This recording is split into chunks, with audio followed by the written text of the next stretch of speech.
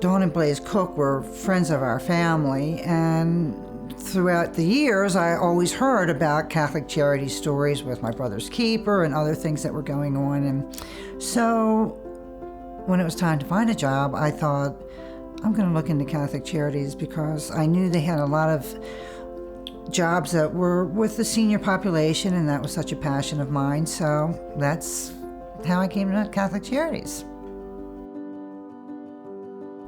The residents, when I'm meeting them, they're at this stage of life that has history of so many years, and it's hard to look at them and think that they were 5 years old at one time. And so the thing that fascinates me the most is hearing the details of how they remember the stages of their life and the events that were going on at the time when they were certain ages. There's a lot of dynamics with each individual on decades of history that I find fascinating.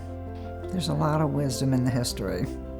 I'm kind of a filler for people who don't necessarily get a chance to see family members. I mean, I feel sometimes like I'm a surrogate daughter to some of these residents, and it's just an incredible experience for me to be there. And so in a lot of ways, I feel that I hear some anxiety or feelings that they may not want to share with family members, just because they don't want to zoom up the radar of, oh gosh, now I'm worried about mom, and you know, and I get that. I have such a passion for the job that I do that I feel my work is a gift I give myself. So anything beyond that is just like a bonus, you know. And to find out that something I love doing is kind of recognized is very flattering.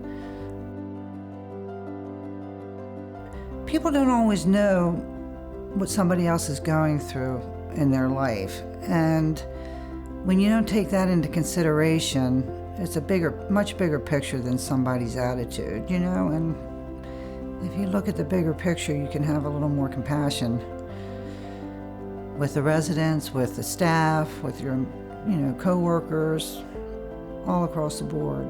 The dignity of another human being, and recognizing that it's an act of love to help a newborn get dressed, and it's an act of love to help an 85-year-old that's struggling to put a shirt on get dressed.